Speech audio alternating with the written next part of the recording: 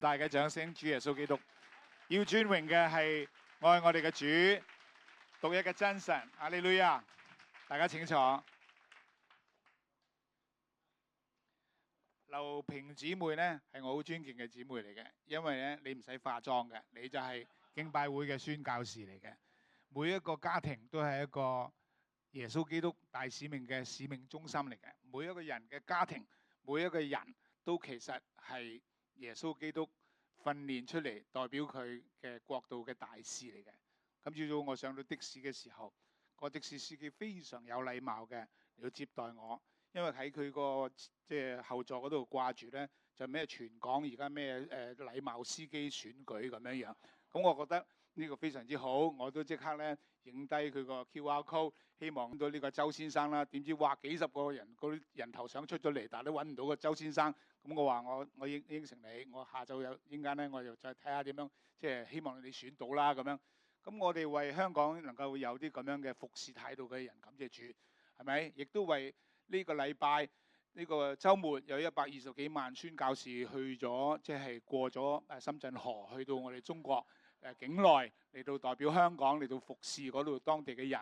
當然係咪？我哋仲有600萬人留喺香港嚟到消費啊，推動香港經濟啊，嚟到繼續維護守住我哋呢個城池。哈利路亞！所以話俾隔離個聽，好高興今朝早見到你啊！你係我屋企人嚟㗎，我哋一家人喺呢度聚集，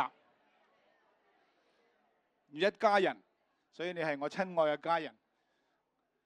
今日係全個世界每一個地方人都叫做慶祝呢個復活節。點解會有復活節呢？因為耶穌基督從死裏邊復活。當耶穌基督從死裏邊復活之後，佢亦都會之前已經話俾我哋聽，佢會有一次再翻嚟嘅。俾多少少聲音我好唔好嚇？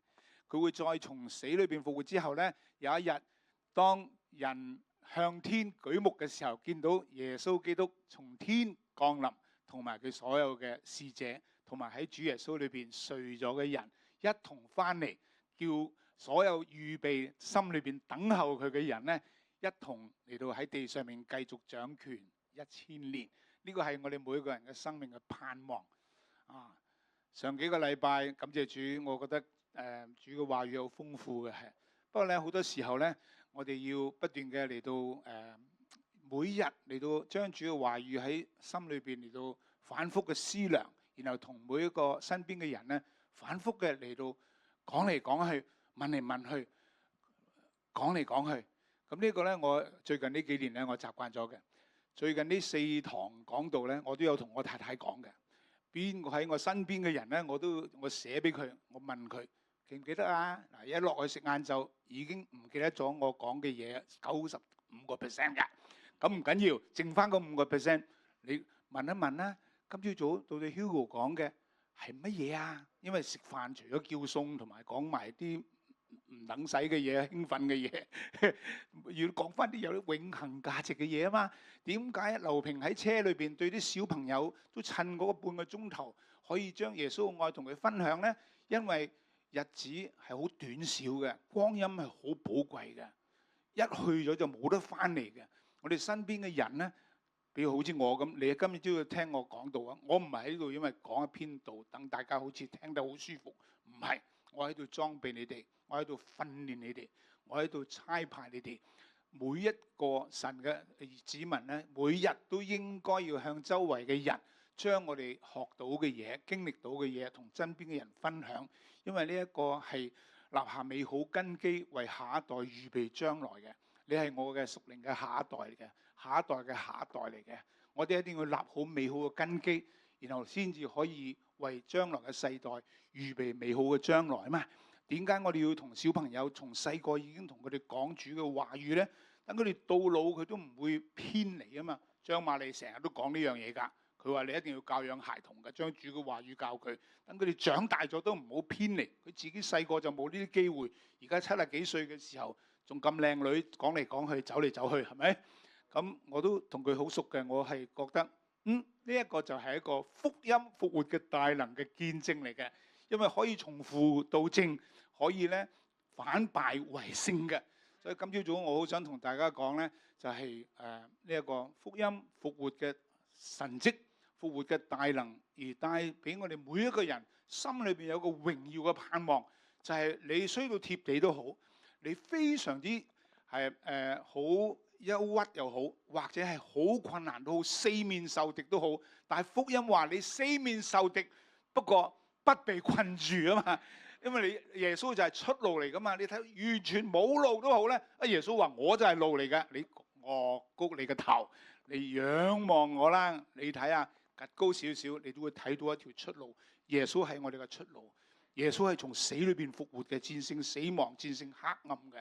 所以今朝早讓我哋一同我哋禱告，我哋求天父打開我哋屬靈嘅眼睛，叫我哋心裏邊咧係有一個榮耀嘅盼望。係啊，親愛嘅主耶穌。我哋喺呢一個主日，全地嘅人都喺呢一個時間裏邊思念曾幾何時你喺地上面行走，然後你被釘喺十字架上面，但係你之前已經預言你會受害、被鞭打，你會係被釘在十字架上面，死咗之後埋葬咗之後，第三日你要復活，而且呢一個係全世界嘅人唔可以推諉嘅事實。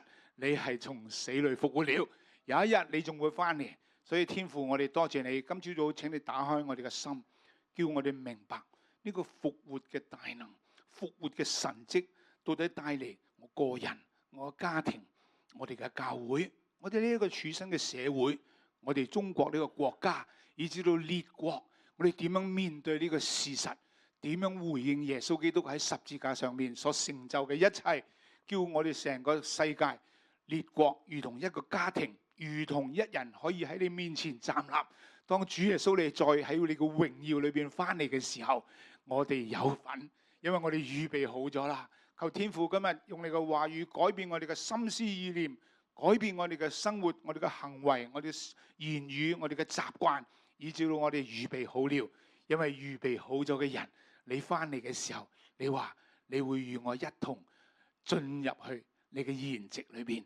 所以我哋今朝早歡迎聖靈喺我哋中間，醫治我哋嘅疾病，解決我哋嘅問題，拎走我哋嘅憂鬱，拎走我哋嘅低落，將你榮耀嘅盼望擺喺我哋嘅心裏邊，將你嘅話語嘅規模牢牢嘅喺我哋心裏邊，幫助我哋守住，叫我哋人人都可以日日講嚟講去，問嚟問去，講嚟講去，諗嚟諗去，叫我哋將你嘅話語豐豐富富存喺心裏邊。我哋咁樣嘅祈禱，願你得所有嘅榮耀，奉主耶穌嘅名，阿門，哈利路亞。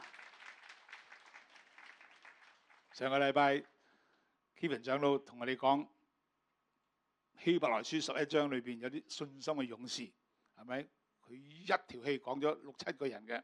我而家唔問你先啦，不過陣間咧再開估啦。再上一個禮拜記唔記得？應該係 Winkin 都講咗2次添啊！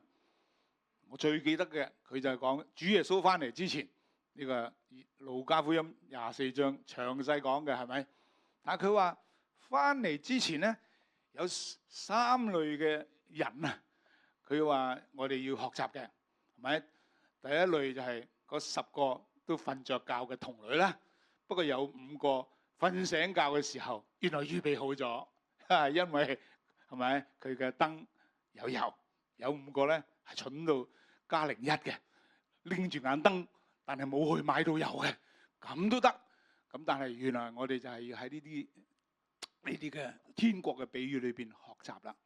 請問跟住10個童女嘅後邊係講邊3種人啊？係咯，僕人啦。有咩僕人咧？有啲咩嘅僕人咧？耶穌點樣講佢哋嘅關乎啊？話佢聖潔，唔係聖潔喎，忠心喎，同埋點啊？良善嘅。咁因為佢哋做過咩咩？因為嗰個天國嘅比喻話，有個人佢即係國家嘅王嚟嘅，當係主人啦，好威嘅主人啦。咁佢有3個僕人，其實佢有人就講10個僕人，但係嗰度話3個僕人，一個俾幾多？按照佢哋嘅才幹，俾幾多錢佢話？幾多銀紙啊？係啦，最高5000啦，最低消費幾多？係啦，起碼都俾1000。中間嗰個咧咁5000嗰個係點咧？點解佢會賺咧？因為嗰個主人喺路加福音就講，即係你馬太福音25章就講，即係冇講得好清楚。但係如果你讀路加福音19章咧，佢臨走，知唔知佢點樣講啊？佢話僕人，我而家俾呢啲錢你，你要去乜乜乜，有冇人知道啊？作買賣，講得好清楚嘅 ，do business 或者係 occupy， 直至到我再翻嚟。咁呢個拎咗5000個僕人就點做啦？佢點做啊？拎住嗰5000兩銀紙做買賣咯，係咯。咩叫做買賣咧？唔係個個都做買賣噶嘛，唔係買賣黃金啊，唔係買賣股票噶嘛。但係才幹可唔可以運用咧？可以啦。係，其實今日嘅應用就係嗰啲啦。咁啊2000兩個係點啊？啊，咁啊結果點啊？即係佢嘅才幹運用出嚟，才幹就生才幹啦。但係有一個俾耶穌鬧又懶又惡嘅，你呢個僕人，佢做咗件咩事咧？佢將佢1000兩擁咗喺地下裏邊，個主人翻嚟就話：好心你啦，你明知我係會要你交代嘅，你都擺錢喺銀行啊，你可以連本帶利同我交帳啊，咁就鬧佢。咁啊係啦，咁啊第三種人係咩人啊？係咪講咗啦？我話啲3個僕人啫，但係仲有另外一種人嘅喎。係啦，山羊同埋綿羊啦嘛。綿羊係點樣講嘢㗎？咩？山羊咧？咩？不過，係咪？咩嚇？乜嘢都有藉口嘅。總之你唔好搞我。係啊。咁但係講完呢啲之後，再之前記唔記得阿龍廣弟兄講嘅？佢咪有2個王嘅？嗱，呢啲要講嚟講去問嚟問去嘅，如果咪唔記得晒嘅。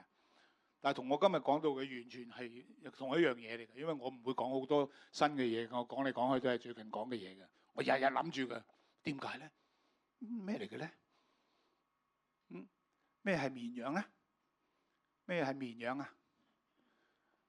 係一種人嚟嘅，代表一種人嚟嘅。嚇？菠蘿包？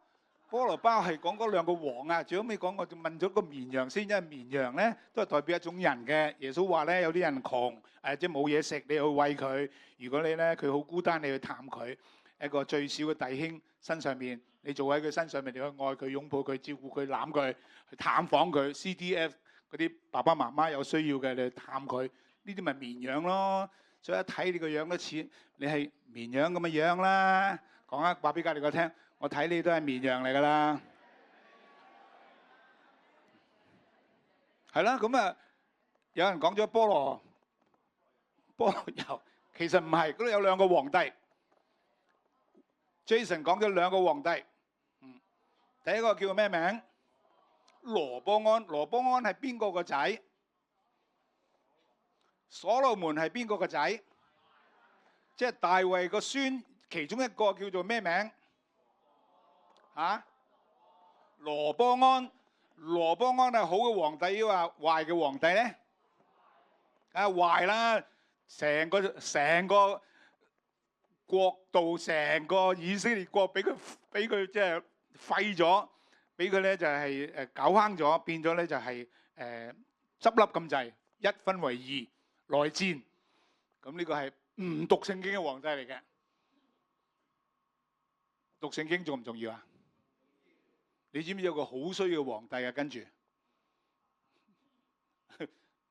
哈多衰咧，有個仲衰馬拿西。馬拿西好衰嘅皇帝嚟嘅，最衰嘅嘢佢全部做晒。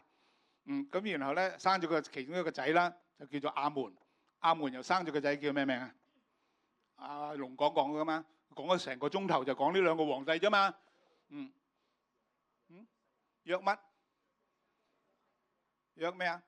大聲啲講啊！約西亞啦，係啊！你話俾隔離嘅聽，你真係咁好記性嘅。呢個皇帝咧，雖然佢阿公咧衰到貼地，佢老豆咧冇人識，咁咧但係咧就係佢咧就係讀聖經俾佢嘅子民聽嘅，大聲將舊約聖經讀出嚟俾以色列人聽。所以今日我都要讀聖經。我話俾大家聽，呢本係聖經，有幾多個人手裏邊有聖經咧？可能而家都好少人，你都有本啦，係啦。手揸住聖經係重要嘅，不過借聖經不可離開你的口，唔係手。借律法書不可離開你的口。所以今日咧，有啲人問我點解你唔打 PowerPoint 出嚟？我話差唔多嘅就係呢張嘅咋，睇下公仔嘅咋。但係我唔會打啲字出嚟嘅。我想大家留心聽，我自己都要留心讀，因為心竅習練得通達，先至能夠分辨是非嘅。我哋飲太多罐裝奶啦，食太多罐頭食物啦，太多即食麵啦，以至到我哋冇咀嚼到神嘅話語。神嘅話語係生命嘅糧，從天上賜俾我哋嘅，永不改變，永遠都用得着嘅。但係好多時候，因為我哋唔記得，根本都唔知道有啲咁嘅嘢，要掌握聖經啊嘛。我講咗好多年噶啦，不過有啲人都唔記得。第一要知道，大家就講知道；第二要明白；第三要相信；第四要實踐；第五要熟練。如果你講唔到出嚟嘅，就唔係你嘅。我講唔到嘅神嘅話語咧，只不過記載喺度白字黑字嘅啫。你講到俾你老婆聽，講到俾你個仔聽咧，就係你嘅。同你隔離嗰個講，我今日一定會講啲神嘅話語俾你聽。起碼你都記得羅波安係唔好嘅皇帝啦，約西亞係一個讀聖經俾佢子民嘅好嘅皇帝啦。你都知道心態有好多種㗎啦。係咪啊？唔記得講 Kevin 長老講嗰個軟弱變為剛強，爭戰裏邊顯出勇敢嘅就係我哋啦。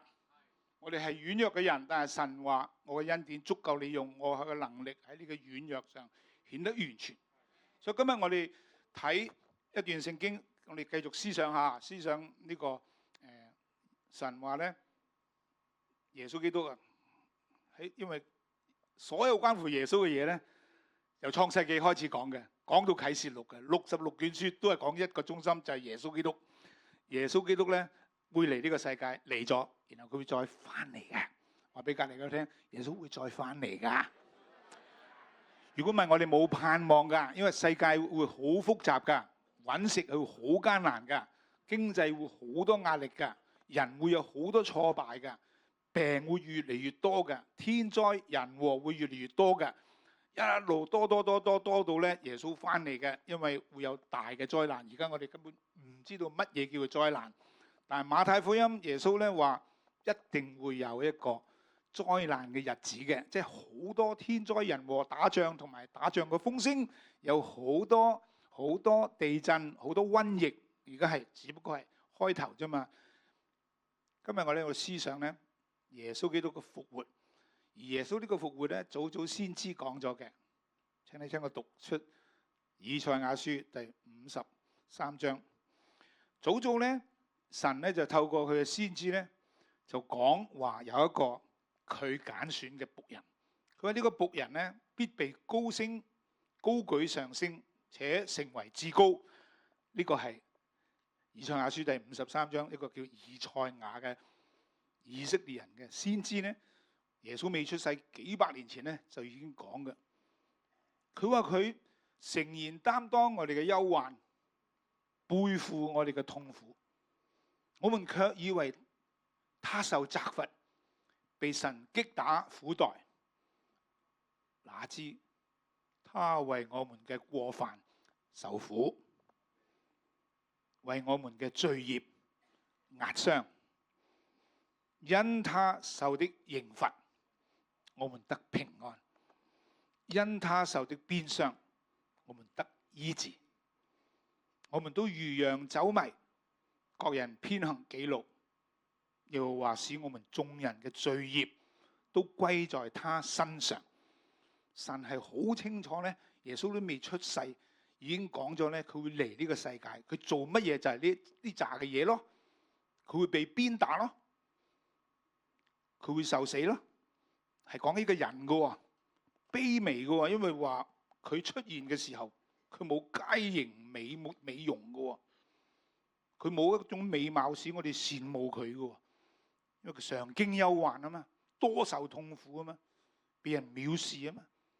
耶穌基督就係咁啦，但係佢係萬王之王喎，最榮耀嗰個喎，創造世界嗰個喎。咁但係咧，先知又繼續話，耶和華卻定意將他壓傷，使他受痛苦。耶和華以他為贖罪祭，所以我要使佢與偉大嘅同分，與強盛嘅均分擄物，因為他將命傾倒，以至於死，他也被列在罪犯之中。他卻擔當多人的罪，又為罪犯代求。嗱，呢度咧睇我哋思想咧，當然話耶穌咧復活嘅時候係喺4個福音咧好詳細記載嘅。你記唔記得20年前荷里活有套片 Mel Gibson 拍咗套受難曲 The Passion of the Christ？ 哇！嗰個係當時都震撼全世界嘅。香港咧好多教會一齊租咗好多戲院，咁一齊喺度放，咁我都係有份搞嘅其中一個香港嘅領袖。我都係好詳細、好清楚睇佢受嘅鞭打嘅時候嘅痛苦，當然係血淋淋啦。但係好多人係唔知道耶穌基督萬王之王、萬主之主、創造世界嘅神、最愛我哋嘅主，嚟到地上面，點解會受咁樣嘅皮肉嘅苦呢？以至到喺十字架上面好辛苦，羅馬人最殘酷嘅，活生生釘住你嘅手同埋腳喺個十字嘅木架上面，直住你斷氣流血，背脊流好多血，手腳流好多血，然後仲俾人篤嗰個你嘅肋旁。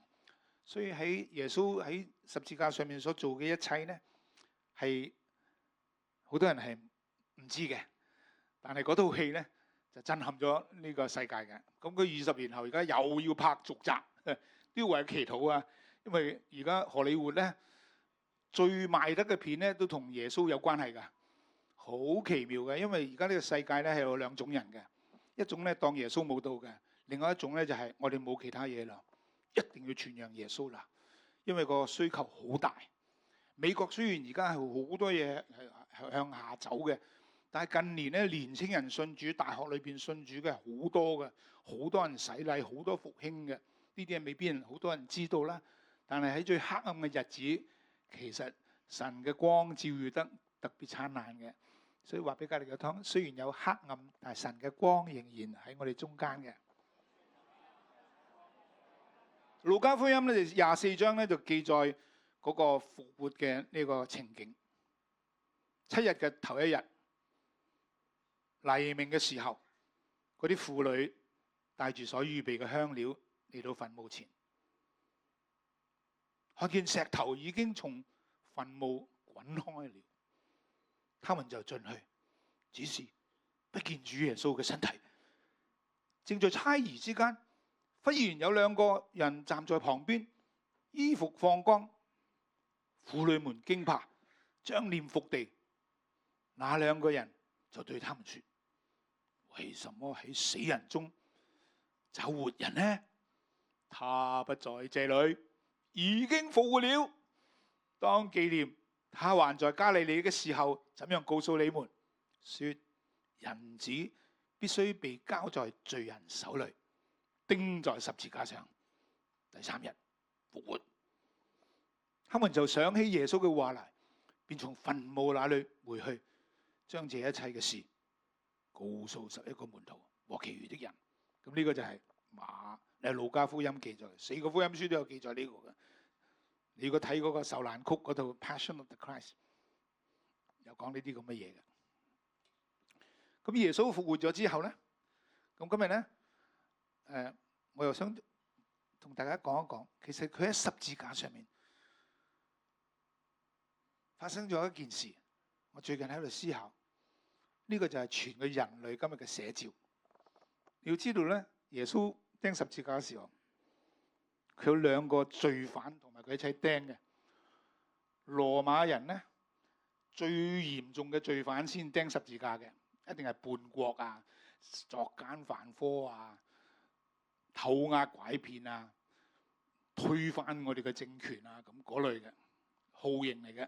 咁呢兩個罪犯咧，其中有一個咧就同耶穌講，佢話：耶穌，你又話基督，你救下你自己，救下我哋啦！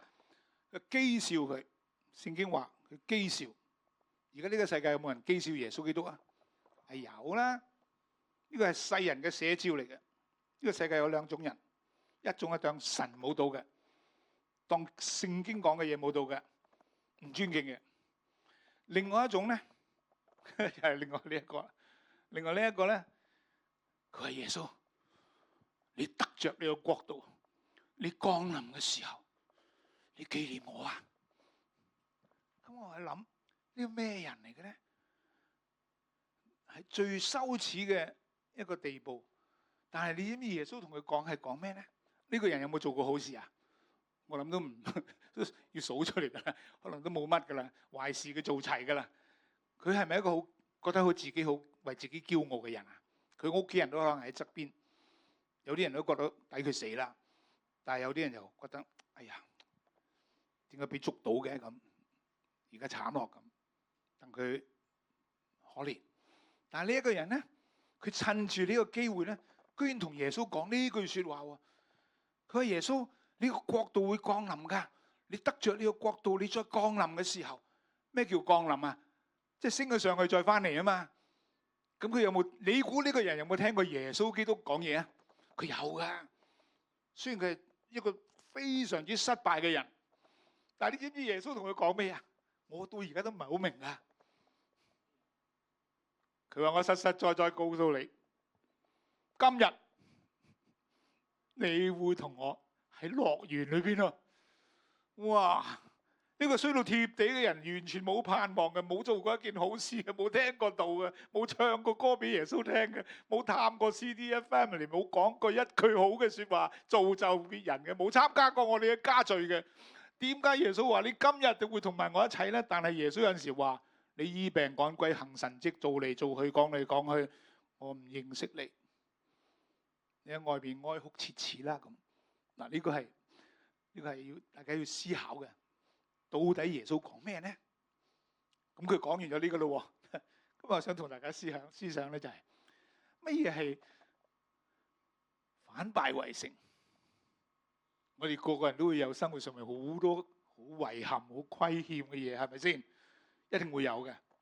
但係耶穌俾人類嘅盼望，俾呢個每一個人咧，就有個選擇。大家一齊講，我有一個選擇。呢兩個人都有個選擇，一個就係嘲笑耶穌，唔要你；另外一個咧就話：耶穌啊，你紀念我啊！我叫陳大文。我諗佢實有講佢嘅名。而家我哋祈禱都話：主啊，請你紀念我。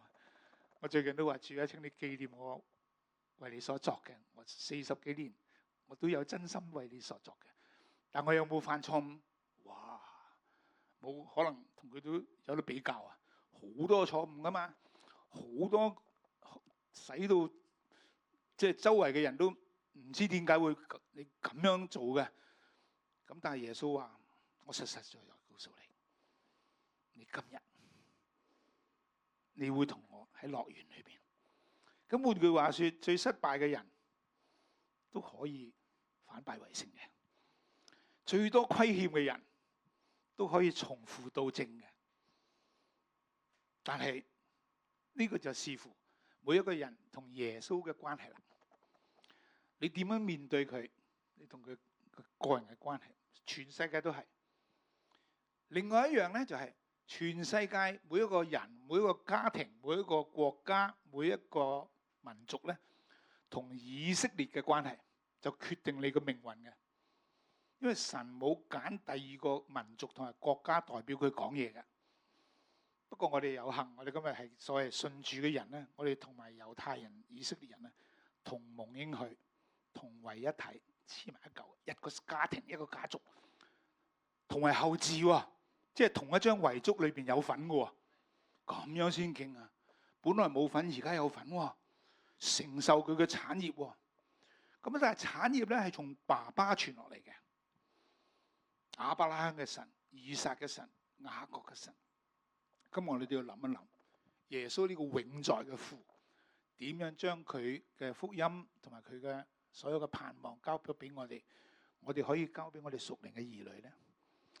如果我哋冇喺家聚裏邊，我哋食飯嘅時候、互相探訪嘅時候，或者親密嘅時候、彼此造就嘅時候，呢一啲嘅福音係傳唔到落去嘅，靠演講係傳唔到嘅，訓練唔到嘅，靠唱歌係訓練唔到嘅。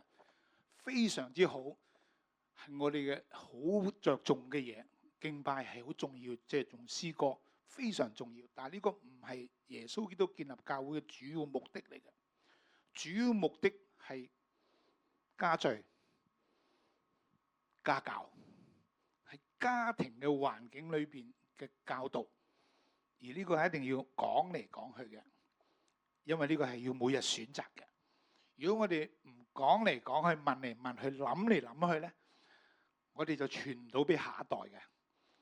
好多牧師一走咗之後咧，其他嘅人要重新出發嘅，又重新嚟過嘅。因為呢個唔係一個職分嘅轉移，呢個係神嘅產業嘅轉移。OK， 咁所以我哋諗一諗呢一個，每一個人都有選擇，世人有選擇，點樣面對耶穌基督從死裏復活？到底你係趁呢幾日嘅假期，盡量去深圳消費啊？抑或思想同埋應用耶穌基督從死裏邊復活嘅大能喺我哋自己嘅個人嘅生命裏邊？童女個燈裏邊嘅油就係代表聖靈嘅運行喺我哋個人生命裏邊，同主你有能力嘅、有啟示嘅神嘅話語好似光一樣嘅，而且你會有份嘅。因為嗰5個蠢嘅童女，佢話聖經話，當佢哋去買油嘅時候，新郎就到啦，錯失咗個時機啊！所以話俾隔離嗰聽，趁住有機會啊！機會唔係常常有嘅，機會咧會喺你前面經過嘅。呢個人都係得一剎那嘅機會嘅咋，佢一唔開口咧就冇噶啦。所以開口係好重要噶，開口講你嘅見證，開口祈禱係好重要嘅。呢個人趁機而行，成為咗反敗為勝嘅人。當一個人、一個國家明白神個命定係喺關乎我家庭、我教會、我社會、我國家、全地每一個國家同佢嘅關係係日日嘅選擇嚟嘅，而呢個選擇係產業嘅傳承嚟嘅，係世人每一個人嘅選擇嚟嘅。佢唔係一個宗教嚟嘅，因為有好多嘅欺騙，包括宗教。宗教係捆綁人嘅，包括基督教。如果我哋只有基督教，但係冇耶穌基督俾我哋嘅生命同埋彼此造就嘅機會，唔明白佢嘅計劃。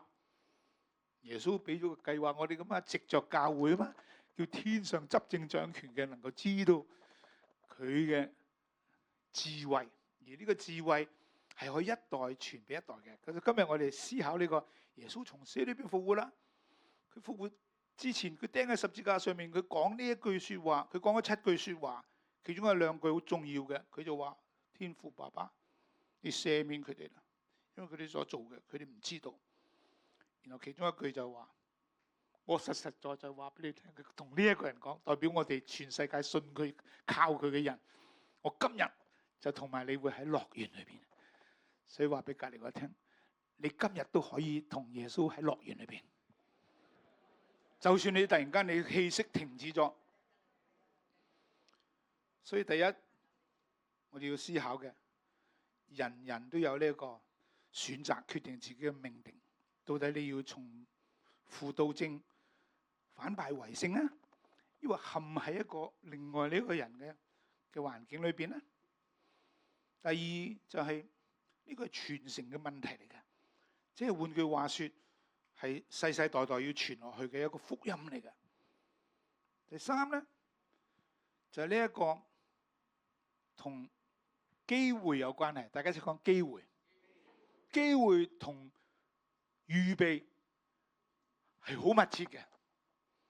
有啲人話機會只會臨到預備好嘅人，機會只會臨到預備好嘅人。嗰10個童女有5個咪預備好咯，嗰3種僕人有2個咪預備好咯。佢平時都咁樣過生活嘅，所以老細臨走講佢自己知點做嘅。但係第3嗰個平時冇咁做嘅，佢冇同佢屋企人講呢啲嘢嘅。佢平時嘅生活唔係咁嘅。如果你平時嘅生活唔係咁咧，你喺呢一度咧，你唱到幾大聲，祈禱到幾威煌都好咧，翻到屋企你太太同埋你嘅仔女同埋你嘅同伴係知道嘅。而如果喺屋企裏邊做唔到呢啲嘢咧，福音就停咗噶啦，喺個聚會裏邊擴展唔到嘅。我最近有個朋友識佢20-30年，佢話 Hugo 啊，你以前講嗰句説話，我到而家都記得。我話咩嚟㗎？佢講咗一次，我自己都唔記得。佢話你咧好大幫助我㗎。佢話你嘅神國就係優先，基督就係生命嚟㗎，家庭就係我嘅見證，工作就係我侍奉啊。我就係咁樣記住㗎。你話神國係優先嚟㗎，基督就係生命嚟㗎，家庭就係見證嚟㗎，工作就係服侍嚟㗎。點知我自己都唔記得，因為我冇日日講，佢反而成日講。一見到我就係我講呢啲嘢㗎而家，所以佢做咗神學長、神學院嘅唔知乜嘢咩長。感謝主。因為無論你覺得你自己做得好差、做得好好，都唔係好重要。好啦，咁樣我哋紀念主復活咧，從極大嘅羞辱、羞恥，成為極大嘅榮耀。因為佢復活就係榮耀嚟噶嘛，佢再翻嚟係榮耀嚟噶嘛。佢唔係停喺十字架噶嘛。你唔會整個十字架有耶穌仲喺度嗰個咧，係唔係咁即係唔準確噶嘛？佢唔喺十字架，佢都唔喺個窿嗰度，係咪？呢個窿咧有冇人睇到啊？有個窿噶嘛，叫墳墓啊嘛。佢唔喺入邊噶啦嘛。佢唔可以俾死亡同埋墳墓拘禁噶嘛。咁我哋嘅生命一樣噶，唔可以俾任何嘅困難拘禁我哋嘅。哈利路亞！我哋係得勝者嚟嘅，我哋係得勝者嚟嘅。得勝者嘅生命咧有幾個原則嘅。咁我想同大家除咗溫咗下一章我哋講晒咁滯噶啦，差唔多。大家就講警醒預備，隨時候命。因為你今日唔做咧，你聽日都唔會做噶。你今日唔係咁嘅人咧，你下個禮拜你以為唱歌主會聽到你咩？未必唔聽嘅，不過就會日日做啦。呢10個童女係代表基督徒咯，等候佢咯，耶穌嘅教會嚟噶嘛。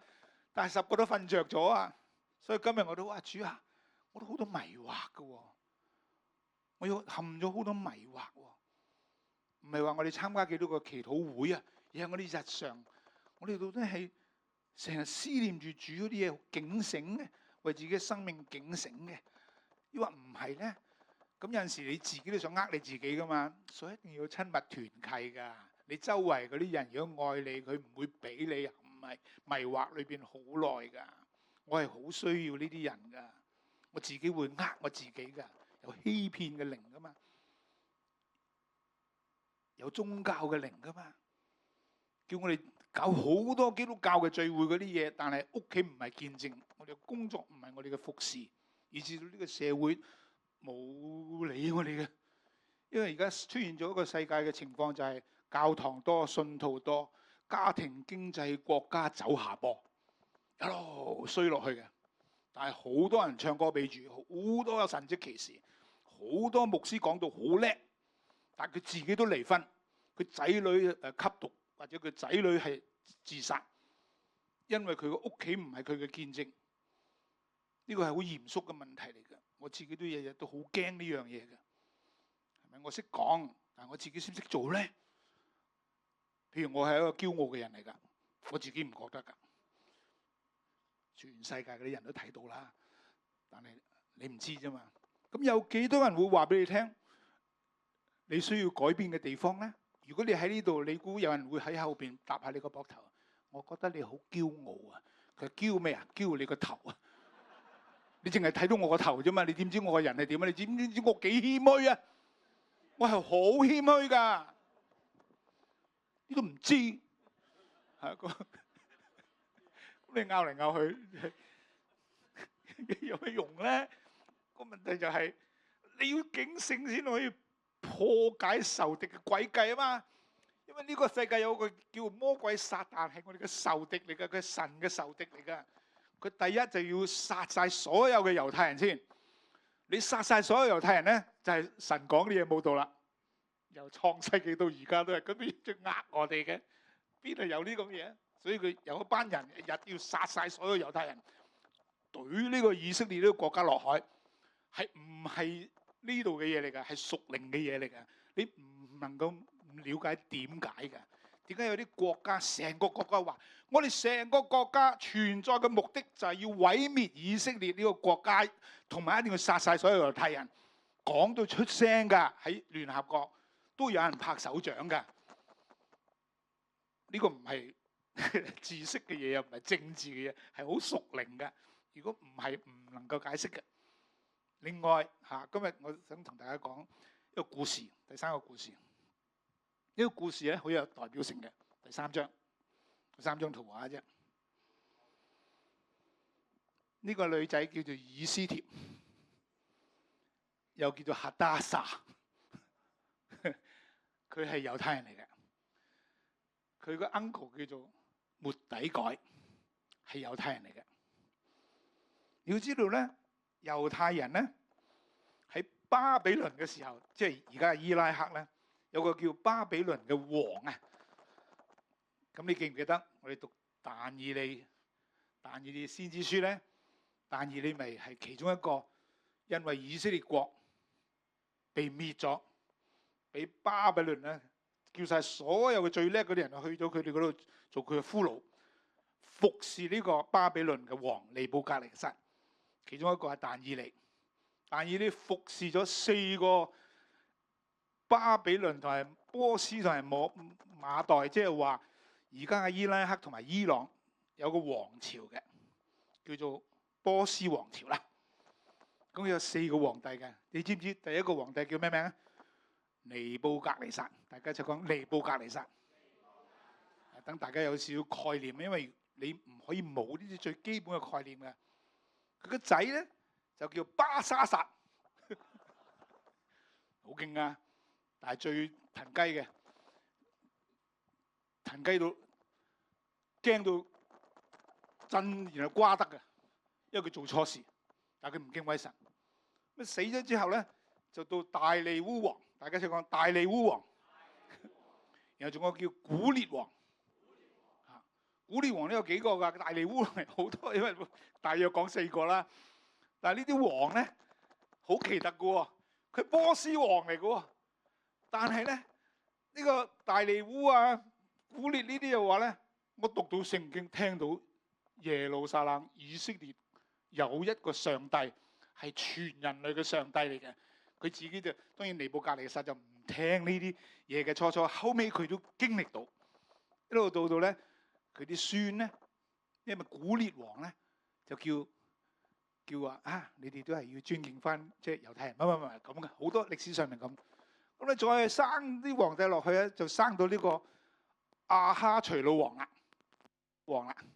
大家就講亞哈隨魯王。亞哈隨魯王咧就去到以斯帖嘅時候，末底改嘅時候，你知但以理都威到不得了，因為佢係奴隸嚟噶嘛。但係佢幫到當時嘅波斯王，以至到4朝嘅皇帝都尊敬呢個猶太人，個個都想呢個猶太人死嘅，因為唔知點解好乞人憎嘅。呢個係屬靈嘅嘢嚟嘅，整極佢哋都唔死唔得晒。咁去到亞哈隨魯王咧，就有個叫末底改。呢個末底改咧，佢唔知點樣撈下撈下，又朝廷撈咗個份朝廷命官喎。所以話俾隔離個聽，你可能有官做嘅。佢好普通嘅人嚟嘅啫喎。但以理都，你話佢係咪好普通？當然佢好有神嘅靈啦。呢個人咧又唔知點樣神就興起佢嘅喎。你知道歷世歷代咧喺波斯咧一路咁樣再生落去，亞哈隨魯王啊，亞達薛西王，亞達薛西王咪就尼希米嘅嗰個王咯。咁尼希米咧，個亞達薛西王即係呢個王嗰個仔啊，叫亞達薛西。大家聽講亞達薛西。亞達薛西咧就係尼希米咧就話亞達薛西王啊，我想告幾個月價，我想去整翻好我哋耶路撒冷嘅城牆。個王又話好啊，你要幾多錢啊？要唔要兵馬啊？咁幾時翻嚟啊？咁都錫到佢冧嘅，因為佢係喺佢身邊，佢飲乜嘢都係佢飲一啖先，食咩佢都食一啖先，然後有咩就問你認為點啊？咁佢喺身邊王嗰個人嚟嘅，所以無論但以理、末底改或者係尼希米，都係有耶穌喺佢裏邊嘅，耶穌嘅靈喺佢裏邊噶。歷世歷代都有噶，佢哋兩種選擇嘅咋，敬畏神，然後反敗為勝，重複到正。因為唔敬畏神，就真係好慘啦。因為而家呢個世界上面有好多人係好慘嘅，但係冇盼望；但係另外一種人就好慘嘅，但係有盼望。佢反轉噶嘛？呢個以斯帖記咧，個神嘅呢個字冇講到嘅，冇講上帝，乜都冇講嘅。咁呢個其實係兩父女嚟嘅，因為佢係 uncle 啫，但係佢爸爸可能冇咗啦。咁佢養大佢嘅，佢係好靚女嘅。話俾隔離我聽，你都好似佢咁啊，好靚啊！我哋有主嘅榮耀啊嘛，有佢嘅馨香嘅香氣噶嘛。呢個女仔咧，就一日成為咗佢個皇后。呢個人咧，同埋猶太人咧，喺呢個故事裏邊咧，故事好簡單嘅啫。佢有幾樣嘢咧，就係突然間發生呢次大鑊都唔大鑊嘅，即係對於呢一個人同埋佢嘅家族就係猶太人，因為嗰時係俘虜啊嘛，喺亞哈隨魯波斯王底下，佢只不過係一個官員，但係我相信都唔簡單嘅官員，因為佢日日可以喺咧佢個宮殿嗰度出入啊，然後佢一日聽到話，你知唔知道啊？佢話哈達撒，佢同哈達撒講，佢又叫以斯帖啦，即係個猶太名就叫哈達撒，佢話哈達撒，你知唔知道啊？我呢個亞實提皇后啊，嗰個亞實提啊，大家就講亞實提，佢不有個皇后靚到不得了嘅，咁佢又係咧大排筵席，想 show call 你，佢話喂。你哋127個省嗰啲諸侯而家嚟到，你知唔知個皇后我個美人啊係幾靚啊？華沙提啊！咁咧就基本太監就話華沙提皇后，皇帝請你而家去嗰度舉杯啊！你知唔知佢點做啊？我唔去，我唔去，我唔去咧，大件事啦！皇帝咧突然間有127個省嘅諸侯喺度嘅時候。有啲人個太監話皇后，佢話佢而家唔得閒，佢沖緊涼喎。哇！咁佢話咁啊，各位大臣到底咩事？咁樣啲大臣就話皇上唔可以容許㗎。如果佢今日而家唔出現咧，全個127個省，我哋嘅帝國裏邊冇一個女人會尊敬佢老公㗎啦，好大件事嘅。咁皇帝話。華沙提妹妹點算啊？佢啲大臣就話一定要廢咗佢嘅，咁就卒之就係忍痛咧就廢咗佢。咁嗰啲大臣就話：你而家冇咗皇后唔得嘅喎，你選嗰個皇后啦。咁佢話：你都要搞啦。咁華沙提妹妹邊個叫你自己個養出嚟個皇后咁咧？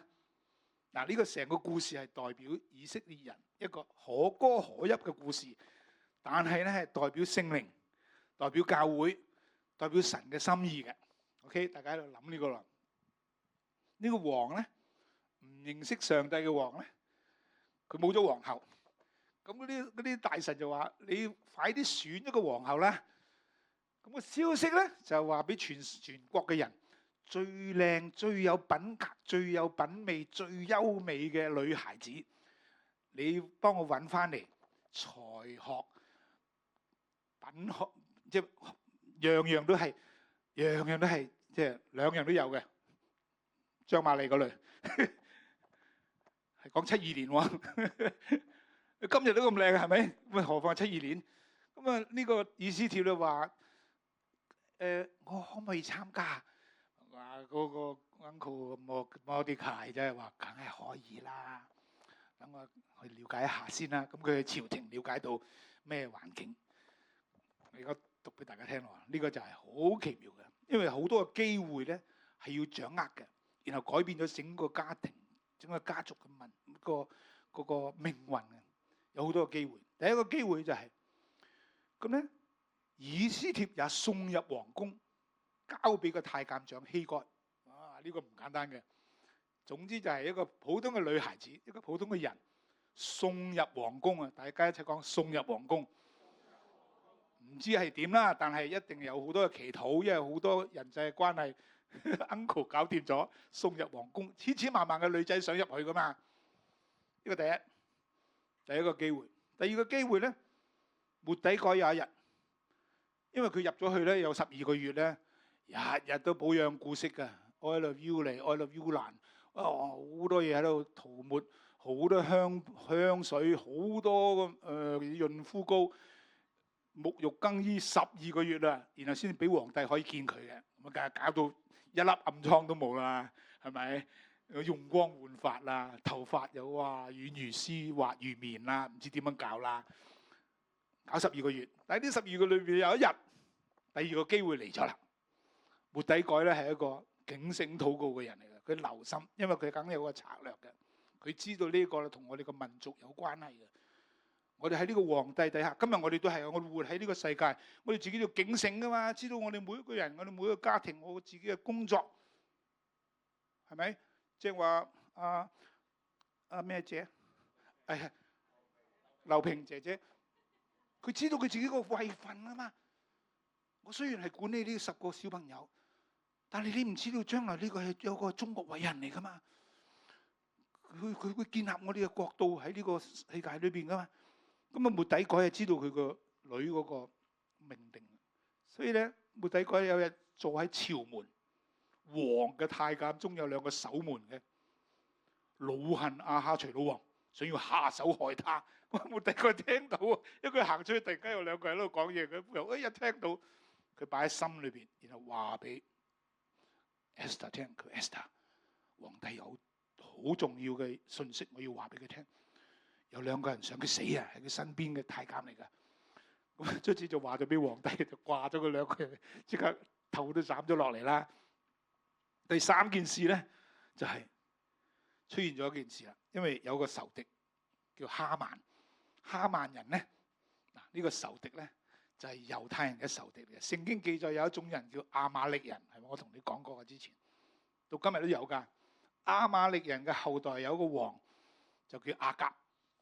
咁掃羅王咧要剿滅呢啲亞瑪力人嘅時候咧，見到個亞甲唔知點解唔殺佢。從嗰日開始，亞甲嘅後代咧就係立意，我唔死得你死啦，你今次。所以亞甲嘅後裔咧，即係今日仲存在嘅。佢哋嗰啲思維就係以色列係唔可以存在，猶太人一定要死嘅。我哋存在就係佢死，日日都咁樣諗嘅，好喺佢命定裏邊。呢個亞甲其中一個後代就叫哈曼，哈曼咧又喺呢個朝廷裏邊做官嘅，好有錢嘅，可能唔知佢而家都有石油嗰啲咁樣，好有錢嘅。佢係同王講，有一種人叫猶太人，唔聽你話嘅，王你應該剿滅佢哋。你剿滅佢咧，我擺1億元落國庫裏邊。咁皇帝話1億你自己要返啦，我又唔等錢使。不過照你嘅説話啦，咁成個猶太人咧。就有一日咧，就係佢攞咗個命令咧，殺晒所有喺127個省裏邊嘅猶太人。個命令出咗啦。咁第3個機會嚟咗啦。末底改同以斯帖講，末底改同佢講：你唔好以為你今日喺皇宮裏邊強過一切嘅猶太人，得免呢個禍患。此時你若閉口不言，猶太人必從別處得解脫，蒙拯救，你和你嘅父家必致滅亡。然後佢講咗句好歷世都傳揚，今日我哋都要思考嘅。末底改同佢個女講，佢話：焉知你得了皇后嘅位分，不是為現今嘅機會嗎？佢話：我為你祈禱咗咁耐，你搽粉潤膚潤咗12個月，而家你做咗皇后，唔係淨係會做皇后噶，你唔可以唔講嘢噶。佢話：點講啊？皇帝唔叫冇得去噶，斬頭噶。前2個月咪斬咗一個咯，真係噶！如果你無端端走喺皇帝面前，皇上咁，我冇叫你啊！哇，佢一發嬲，死得噶啦，即刻死得噶。咁佢知噶嘛？咁啊 Esther 都話：初初唔知道點做，但係後尾話好啊！我同我嘅姊妹都禁食祈禱啦呢3日。然後末底改講話：你係咪去啊？佢去啦。佢話：然後我會違例進去見王，我若死就死啦。哇！所以話俾隔離個聽，死就死啦。橫掂都死咗，唔會復，唔死得嘅，凡活着信我的，必永遠不死啊嘛。咁呢班人係知嘅，因為有耶穌嘅靈，有聖靈喺佢裏邊噶嘛。所以講得出死就死啦嘅人，就係呢啲信心嘅勇士咯。就係咪你嗰啲都心態咯？爭戰會得顯出勇敢，軟弱裏邊會顯得堅強。佢其實係軟弱嘅，佢係弱質女流嚟噶嘛？點解會突然間會咁勇敢咧？聖靈咯。好啦，咁啊第4個機會又嚟到咯喎，有啲咁嘅嘢嘅喎。你讀以斯帖記真係好精彩㗎，好過你讀任何乜記乜記啊！突然間有一晚呢件事情發生緊嘅時候，因為猶太人已經攞到哈曼攞到個命令，皇帝話你咧就喺呢個12月13號咧，127個省嘅猶太人喺你嘅手上面，你要點樣殺幾時殺就殺啦，就咁樣嘅喎，因為個哈曼攞到個令啊嘛。咁咧有一晚聖經話咧，那夜王睡不着覺，就吩咐人取歷史來念給他聽。正讀到書上面寫住，王嘅太監有2個守門嘅阿乜同埋阿乜，想要下手害亞哈隨魯王。末底改將這事告訴皇后。突然間瞓唔着覺，叫個太監話：你讀一讀最近有咩嘢講下俾我聽啊！佢話：皇帝你知唔知道啊？末底改啊救咗你一命啊！佢係咩？係咩？末底改咪就喺朝廷嗰個行嚟行去嗰個猶太人，好乞人憎噶喎！聽講係人都想佢哋死噶喎。哈曼話想佢死，我而家都派咗命令俾佢噶咯喎，滅晒佢嘅一個家族同埋成個民族喎，都唔係好多嘅啫，可能幾萬人啫嘛。127個省裏邊要殺晒啊！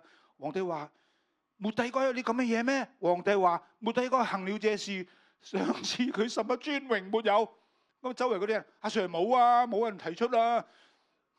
佢雖然救咗呢一命，但係冇人講啊。咁你知唔知當時突然間發生件咩事啊？惡人亞曼突然間嚟探皇帝，出現喺佢嘅面前。咁啊，皇帝就話：哈曼，我問你一個問題，如果我要獎勵一個對我好大功勞嘅人，你認為會點咧？哈曼，佢以為係佢啊嘛，哈曼。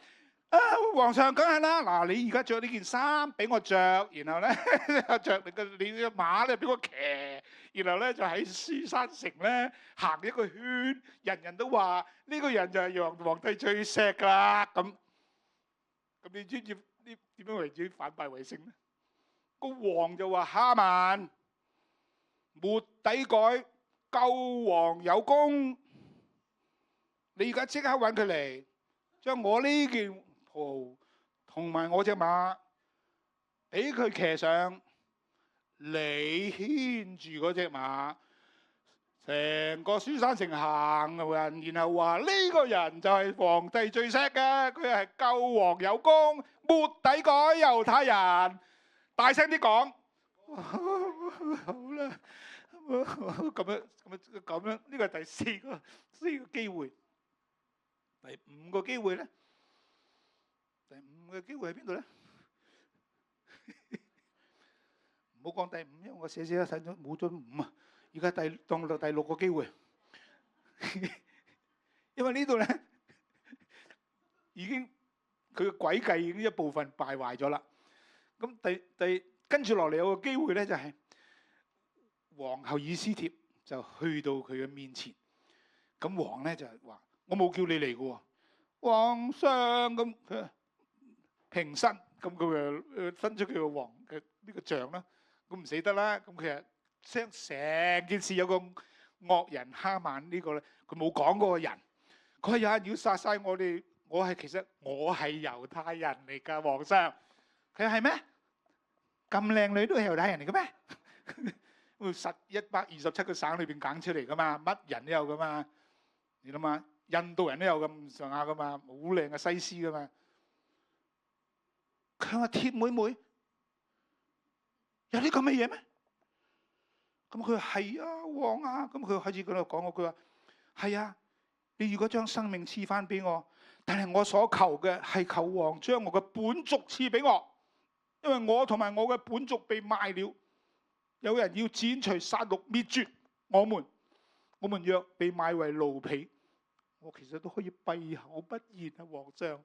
但係王嘅損失，敵人萬不能補足啊！佢話咗識講嘢啊！佢話唔單止係我哋猶太人啊，皇上啊，你會好大虧損噶。佢話係咩？係咩？咁啊，皇帝就聽咗呢件事啦。咁然後咧，卒之就係總之簡單講個古仔就係皇后話：皇上，我想你請阿哈曼一齊食餐飯啫。佢話得，其實嗰日佢都開心到不得了。佢話：天妹妹，我個國家一半啊，俾你都得啊！哎呀，我見到你真係成個人都開心晒啊！我錫你，咁樣，咁佢就趁機咧講一句説話啫，就話我想同哈曼同埋你食餐飯啫。你要知道嗰時哈曼都即係都轉左轉右都唔係幾知啊。咁咧佢就沾沾自喜，突然間你知話末底改行咗個圈，佢都已經好冇癮噶。因為末底改係唯一喺呢個國家裏邊哈曼出現唔跪佢嘅人嗱，所以要趁機會要講見證嘅。我哋係基督徒嘅身份有陣時要隱藏嘅，啲以斯帖咁，你唔好而家講啊，適當時候先講。但係哈曼咧，一見到呢個我哋係你係我仇敵嚟嘅，我哋係神嘅子民嚟嘅，我唔會跪拜你嘅，我係猶太人嚟嘅，所以佢見證，佢就企喺度。你哈曼行過，哇，嬲到爆炸啦！咁而家之後仲拉住隻頭馬，佢行咗個圈，佢又嬲到爆炸啦！其他細節唔講啦。佢老婆都話：嗰班係猶太人嚟㗎，你搞佢哋，我哋死梗㗎。咁佢老婆都講過啲咁嘅嘢。咁樣咧，突然間又出現另外一件事啊嘛！呢個皇后話請我食飯喎，哇！咁佢開心到不得了啦，係咪？咁原來佢其實就做咗個木架，想有機會咧就殺咗呢個末底改呢個衰人猶太人，整咗個好高嘅木架，整定咗喺自己花園裏邊。咁啊，皇后仲請佢食飯添，有個邀請啊！皇上同我想請哈曼先生幾月幾日皇宮裏邊設宴，係我哋4丁人啫，3丁啫。咁佢就第一次嚟完咧。以斯帖真係好奇怪喎！佢話皇上，我仲想有個要求，咁啊，帖妹妹咩嘢？我仲想食到一餐添。咁樣喎，都唔知點樣祈禱翻嚟。第二次咧，哈曼出現嘅時候，佢就話：皇上，其實叫以色列人喺12月13號全然滅絕就係呢個人啦。哇！個哈曼，哎呀，皇后唔好啊！因為個皇帝已經氣憤到，哎呀，我唔聽呢啲嘢，咁都有嘅。因為佢知道帖妹妹係猶太人啊嘛，末底改係猶太人啊嘛，而家已經高位到喺佢身邊兩個人啊嘛。點知呢個哈曼咧就係仇敵嚟嘅，佢係我哋嘅仇敵嚟嘅，佢亦都係你嘅仇敵，佢係神嘅子民嘅仇敵，佢日日要偷要毀壞要殺害嘅。我哋有仇敵㗎，你健康咩？佢要整到你病。你婚姻好咩？佢要整到你離婚。你家庭好咩？佢要整到你仔女吸毒自殺。佢要殺嘅，呢個仇敵嚟㗎。你唔提防咧，佢會咁樣做嘅。但係我哋知道佢嘅詭計，然後咧呢個以斯帖同埋末底改咧，就好似教會同埋聖靈一樣，知道神嘅心意嘅。所以當呢個哈曼第二出現嘅時候咧，呢個皇后就話係佢，咁皇帝就即刻行咗出去，佢就喺度跪喺度搲個皇后，求你饒恕我，我死梗噶啦今次。點知個皇帝一轉身一見到，哇！呢個哈曼攬我老婆隻腳，咁佢話你做乜嘢啊？咁一就做咩咧？就嗰啲太監嚟笠住佢個頭，從嗰日之後頭都冇埋啦。咁咧末底改就成為咗亞哈隨魯王嘅首相喎。呢度係好奇妙，佢話亞比該嘅女兒皇后以斯帖和猶太人末底改全權寫第二封信，堅囑猶太人守呢個普爾日。佢兩個嘅位置即刻唔同咗，全國最高權勢嘅皇帝全權授權俾咗佢自己嘅戒指佢。佢末底改，你寫新嘅命令啦，全權可以抵抗所有，因為嗰啲命令出咗，亦都好難收翻嘅，因為會殺啲猶太人嘅。但係我出另外一命令，就係我俾軍火你哋，俾權你哋，你掉翻轉頭打佢哋。如果佢打你，哇咁就反敗為勝啦。從嗰日開始，127個省嘅猶太人咧，嗰啲各省嗰啲人咧，因為喺朝廷中末底改名聲傳遍各省，日漸昌隆，喺朝中為大。你要知道咧，聖經裏面記載話，各處嘅人好敬畏猶太人，紛紛入猶太籍嘅，好奇妙嘅，係反敗為勝嘅。咁所以呢個係一個故事啦，但係有幾個原則。第一個原則咧就係、記住咯，警醒祈禱。大家想講警醒祈禱。第二就係把握機會。第三係趁機了見證。第一就係警醒禱告，把握機會，趁機見證。第四要隨時候命。第五係不惜性命，隨時候命，不惜性命。第六係求便得着。第七係反敗為勝。講見證同埋祈禱咧係要出聲嘅，但係唔係任何時候出聲嘅，係聖靈帶領我哋。個機會一出現咧，趁呢個機會。呢一個正話第一個罪犯咧，佢可能得2秒鐘選擇嘅啫。佢一猶豫咧，就耶穌啊嗰3個字講唔到咧，佢就唔會喺耶穌嘅樂園裏邊嘅。佢一講耶穌啊，你得着你嘅國度同埋你降臨嘅時候，你紀念我陳大文啊。耶穌話：我實實在在講俾你聽，你今日會同埋我喺樂園裏邊。以斯帖就係最緊急嘅關頭，話皇上啊，有個咁嘅事情啊，呢個對你又唔好，對我哋唔好嘅，係咩咁要講？但係有祈禱，有禁食，有預備，有警醒。所以呢7個原則，我哋其實歸納就係：第一就係一個得勝者嘅生命嚇。第一係軟弱係會變剛強嘅，軟弱係會變剛強嘅，因為主你一依靠佢。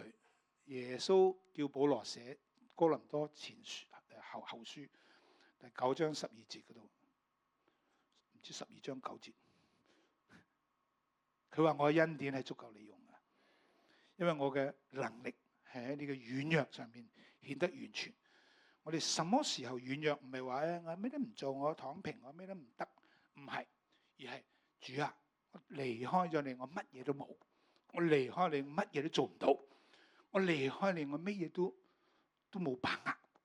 不過你與我同在，我永永遠遠依靠你嘅慈愛。我而家起身，你叫我做呢樣，我即刻去做，因為我已經等咗呢個好耐。咁所以呢個係每個人嘅生命咧，係唔好陷入一個迷惑裏邊。我覺得一個最大嘅迷惑咧，叫人軟弱嘅呢段時間咧，就係冇聖靈。童女5個係有聖靈嘅，因為個燈裏邊嘅油係聖靈嘅光照。我哋真係好需要弟兄姊妹有陣時點解我哋要對話咧？點解我哋傾偈咧？點解我哋有親密關係？你唔去家聚就冇人認識你嘅。你去家聚或者帶領一個家聚咧，你會有個親密嘅團隊咧，同你同行咧。聖靈會透過佢哋同你講說話嘅。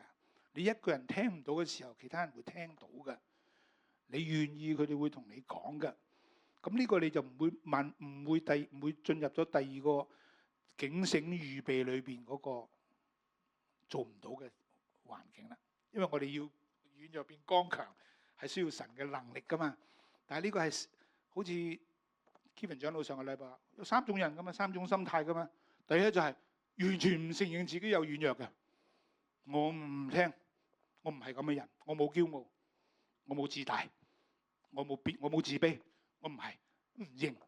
另外咧就係只係睇到自己嘅軟弱，我唔得噶，我一世都係咁噶啦，我改唔到噶。我老婆都話你成世都係咁嘅人嚟噶啦，我信佢講嘅嘢噶。呢個唔係真理嚟嘅，軟弱係可以面對嘅，虧欠係可以補足嘅，過犯係可以被赦免嘅。你冇人衰得過嗰個監犯噶啦，佢都可以今日同主喺樂園裏邊，佢再翻嚟嘅時候，佢喺佢身邊噶喎，就係一個心態一個轉向啫。咁所以呢個趁機行事呢個得勝者嘅生命，今日讓我哋喺復活節裏邊，我哋知道軟弱可以變剛強，然後警醒係隨時候命嘅。你今日就預備，今日食飯嘅時候，食晏晝嘅時候就咁講下咩叫剛強咧？咩叫軟弱咧？講下嘛。第三係要願意付代價，願意付代價就係其實就係童女去買油啦，平時買咯，你要付代價噶。你如果唔用你自己嘅生命啊、力量啊、時間啊，你唔係綿羊咧，你唔知道咩叫付代價噶。你照顧一個家族，攞你嘅生命噶嘛。但係你生命傾到俾弟兄姊妹嘅時候，第二代一出現嘅時候，神係會紀念你噶嘛。佢會紀念我、紀念你噶嘛。要唔要付代價？梗係付代價啦。我40幾年付唔知幾多代價，唔知流幾多眼淚。我呢2日都流好多眼淚。主光照我啊嘛。你嘅軟弱咪就係你個剛強咯。但你睇唔睇到你嘅軟弱啊？周圍嗰啲人盲嘅都睇到啦，講俾你聽你又唔信。OK， 幾多錢啊？要付代價噶。然後神俾嗰啲我哋嘅恩賜，我哋個個都有噶嘛，起碼1000。佢話按才幹俾佢哋銀子啊嘛，沒有一個人沒有1000兩噶。你哋每一個人都有1000兩噶。問題就有陣時我哋覺得我係2000喎，2000，我哋覺得自己有2000，咁但係又唔會做買賣，又係咗喺地下，咁所以咪就係機會嚟到，係俾預備好嘅人啊嘛。機會嚟到，當我哋係承認處理自己軟弱嘅時候，哇，會從負到得正噶，反敗會為勝噶，哈曼係唔能夠得逞噶。末底改會從一個普通嘅一個守住門口嘅官員去到做宰相噶。以斯帖佢得皇后嘅位份，教會咪就係呢個皇后咯。我哋有位份噶嘛，成個社會而家都唔知道個方向，我哋知道噶嘛。成個世界唔知道將來要發生嘅嘢，我哋知道噶嘛。成個世界都冇盼望，粒粒亂，佢覺得唔知點算。我哋話使乜驚啊？唔使點算啊？你唔讀啟示錄點知大結局咧？大結局係我哋贏嘛？你驚咩咧？佢嚇唔驚，唔使驚。而家咩都驚嘅喎，冇把握嘅喎，輸咗17個 trillion 咯喎，股市咁，你咪同佢講唔使驚，仲會跌嘅，唔使驚，但係又會升翻㗎。不過唔係升俾你啫，你醒目啲啦，咁咯，好嘛？弟兄姊妹，從軟弱變剛強，從負到正，反敗為勝，轉憂為喜，轉悲為樂，要脫離仇敵，我哋就要珍惜當今嘅現今嘅機會。我哋雖然軟弱，但係主係堅強嘅。我哋雖然有時蒙查查跌入咗迷惑裏邊，但係神仍然可以喚醒我哋嘅。所以當我哋同眾聖徒一同一齊，你一定要同聖徒一體嘅，眾聖徒一齊。所以點解我哋話強調人人都要屬於家聚，要搞家聚，要有好多對話，要有一個親密嘅關係，你行唔到落去嘅，打唔贏呢個仗㗎。末底嗰位冇佢嘅宮女，冇佢嗰個佢身邊嗰啲人，冇佢嗰個呢個以斯帖冇嗰啲宮女，冇佢周圍嗰啲同伴咧，做唔到佢要做嘅嘢㗎。我哋可以攻破仇敵嘅詭計。